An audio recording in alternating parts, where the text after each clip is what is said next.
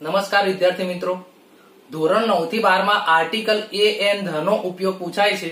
હવે A N the નો ઉપયોગ કઈ રીતના પૂછાય છે તો તમને ફકરો આપેલો હોય, એ ફકરામાં કરેક્ટ ધ એરર એટલે કે લીટી દોરેલ શબ્દ હોય, એ લીટી દોરેલ શબ્દ ખોટો હોય તો એના જગ્યાએ કોઈ નવો શબ્દ મૂકવાનો હોય।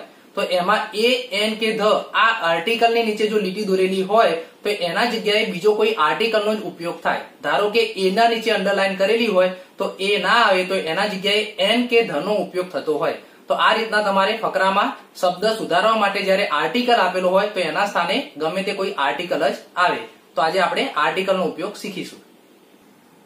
આર્ટિકલ્સ ના બે પ્રકાર છે। એક પ્રકાર છે અનિશ્ચિત આર્ટિકલ એટલે કે ઇનડેફિનેટ આર્ટિકલ, અને બીજો છે નિશ્ચિત એટલે કે ચોક્કસ આર્ટિકલ, જેને ડેફિનેટ આર્ટિકલ તરીકે ઓળખવામાં આવે છે। ઇનડેફિનેટ આર્ટિકલ એટલે કે એ અને એન, અને ડેફિનેટ આર્ટિકલ એટલે કે ધ, એટલે કે આર્ટિકલમાં એ એન ધ આ ત્રણેયમાંથી કોઈ પણ એકનો ઉપયોગ થાય છે। હવે સૌપ્રથમ આપણે શીખીશું કે આર્ટિકલ એ ક્યારે વપરાય। તો જે નામનો પ્રથમ અક્ષર એનો જ્યારે આપણે ઉચ્ચાર કરીએ, બોલીએ, તો એ જો અક્ષર વ્યંજન હોય, વ્યંજન એટલે વિદ્યાર્થી મિત્રો ખાસ ધ્યાન રાખજો કે આપણે ગુજરાતીમાં જોવાનું છે, અંગ્રેજીમાં નથી જોવાનું। અંગ્રેજીના સ્વર એ ઈ આઈ ઓ યુ કહીએ છીએ અને એના સિવાયના વ્યંજન કહીએ છીએ, પરંતુ આપણે અહીં ગુજરાતી ઉચ્ચારમાં જોવાનું છે। જો ગુજરાતી ઉચ્ચારમાં વ્યંજન હોય, હવે ગુજરાતીમાં વ્યંજન કયા, તો આપણું જે કક્કો છે ક ખ ગ ઘ, એ આખો કક્કો એને આપણે વ્યંજન તરીકે ઓળખીએ છીએ। તો જો નામનો પ્રથમ અક્ષર વ્યંજનથી શરૂ થતો હોય તો એ આર્ટિકલ આવે। જેમ કે આપણે અહીં પેન બોલીએ તો એનો ઉચ્ચાર જોવાનો છે। આપણે બોલીએ છીએ શું, પેન, તો એમાં પહેલો અક્ષર પ આવે છે, એટલે અહીં આપણે એ આર્ટિકલનો ઉપયોગ કરીએ। આમાં ખાસ ધ્યાન રાખો, અહીં તમને સ્પેલિંગ પ્રમાણે જોઈએ તો ઓ છે, ઓ છે એટલે કે એ ઈ આઈ ઓ યુ, એટલે તમે એમ કહેશો કે સર આ તો સ્વર થયો, પણ એટલે જ મેં કહ્યું કે ગુજરાતી ઉચ્ચારમાં આપણે જોવાનું છે।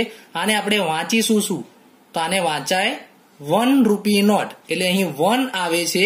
1 નો ફર્સ્ટ આપણે અક્ષર જોઈએ તો વ છે, વ એટલે કે ગુજરાતી કક્કાનો અક્ષર થઈ ગયો, એટલે કે એ વ્યંજન થયો, એટલે આમાં પણ એ આર્ટિકલ આવે। તે જ રીતના યુનિવર્સિટી, ભલે અહીં સ્પેલિંગમાં યુ છે તો આપણે એ નથી જોવાનું, આપણે એનો ઉચ્ચાર જોવાનો છે। ઉચ્ચારમાં આપણે બોલીએ છીએ યુનિવર્સિટી, યુનિવર્સિટી બોલીએ છીએ એટલે ય શબ્દ પહેલો આવે છે તો ય વ્યંજનમાં આવે, તેથી અહીં એ આર્ટિકલ આવે। તે જ રીતના આર્ટિકલ એન શેમાં આવશે, તો નામનો પ્રથમ અક્ષરનો ઉચ્ચાર જો સ્વર, ગુજરાતી સ્વર, હવે ગુજરાતી સ્વર કયા, અ આ ઈ ઉ ઔ, એ બધા ગુજરાતી સ્વર થાય। તો જો ગુજરાતી સ્વરથી શરૂ થતો હોય તો એન આર્ટિકલ આવે। જેમ કે અહીં આપણે એલિફન્ટ વાંચીએ તો એલિફન્ટમાં પહેલો અક્ષર એ આવશે, એલિફન્ટમાં પહેલો અક્ષર એ આવશે, એ એટલે ગુજરાતી સ્વરમાં આવી જાય છે, તેથી અહીં આપણે એન આર્ટિકલ વાપરીશું। અહીં આપણે ઓનેસ્ટ મેન બોલીએ છીએ, હોનેસ્ટ નહીં પરંતુ ઓનેસ્ટ મેન, ઓનેસ્ટ મેન બોલીએ છીએ તો અહીં ઓ શબ્દ પહેલો આવે છે। ઓ શબ્દ એટલે કે ગુજરાતીમાં તો એ સ્વર જ થયો, તેથી અહીં એન આર્ટિકલ આવશે। તે જ રીતના આ કલાકને આપણે હવર નથી બોલતા, અવર બોલીએ છીએ, તો અવરમાં પણ પહેલો અક્ષર અહીં સ્વર છે, તેથી અહીં એન આર્ટિકલ આવશે। હવે ધ આર્ટિકલના નિયમ જોઈએ। ધ આર્ટિકલમાં ઘણા બધા નિયમ છે, તેથી તમારે ખાસ ધ્યાન રાખવાના છે। જ્યારે કોઈ પણ પદાર્થ, પ્રાણી કે વસ્તુ વિશે આપણે એક વખત વાત કરી અને ફરીથી એના એ જ વસ્તુ, પ્રાણી કે પદાર્થ વિશે વાત કરતા હોય ત્યારે ફરી જ્યારે વાત કરવામાં આવે તો ધ આર્ટિકલ વપરાય। જેમ કે ધીસ ઇઝ ખાલી જગ્યા બોય, તો અહીં બોયની પહેલા તો એ કે એન માંથી જે આવશે એ લખીશું, તો ધીસ ઇઝ અ બોય। હવે એ જ છોકરા વિશે અહીં ફરીથી વાત થાય છે કે તે છોકરો ઊંચો છે, જે છોકરાની વાત થઈ હતી એ જ છોકરાની અહીં ફરીથી વાત થાય છે, તેથી અહીં આપણે ધ આર્ટિકલનો ઉપયોગ કરીશું।